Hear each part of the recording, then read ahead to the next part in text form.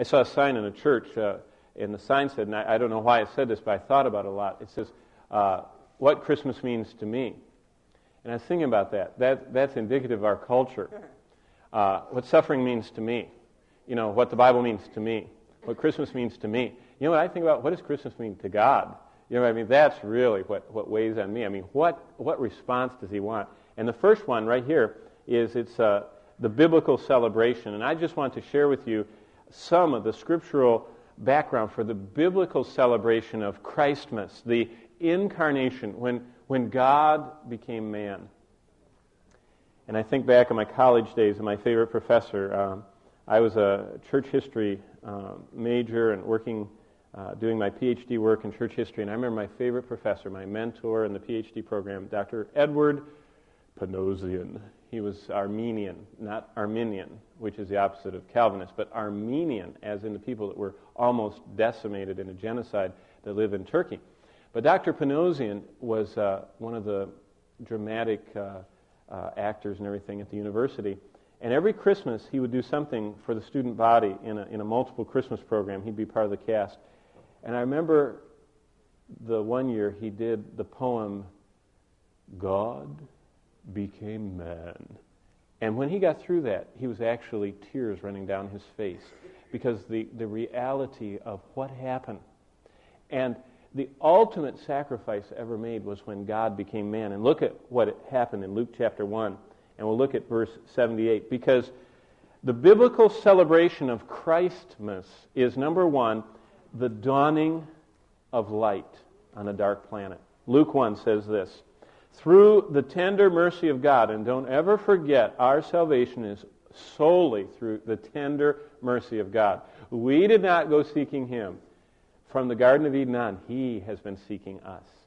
You understand? That's the tender mercy of God. Verse 78 continues, with which the day spring, it says in the New King James, there are different versions of that, but basically that word is sunrise.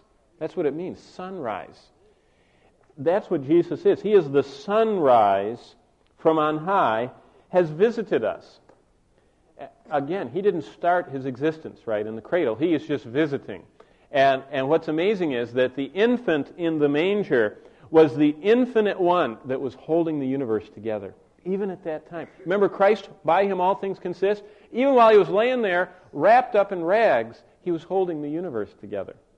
Now, that's amazing. Charles Haddon Spurgeon once put it this way.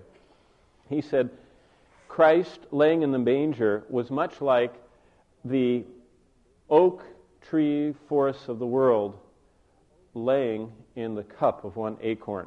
You ever think about, one acorn on the ground has the potential of making enough acorns to fill the whole earth with oak forests?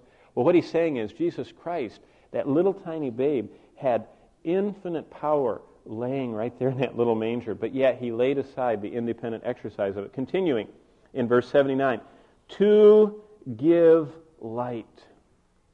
Christmas is the coming of light. And remember, men love darkness rather than light because our deeds are evil. And I think women like darkness rather than light too, not just men, but mankind in general is what the scriptures are talking about, all humans. But he came to give light to those who sit in darkness and in the shadow of death. People don't like to think about death very much. It's a chilling, sobering thought. And we're all actually in the shadow of death all the time. It's looming up there, it's coming, and it's inevitable, and life is fragile, and we don't know how long we're going to last, but we're sitting in the shadow of death. And it says he came, listen to verse 79, to guide our feet into the way of peace.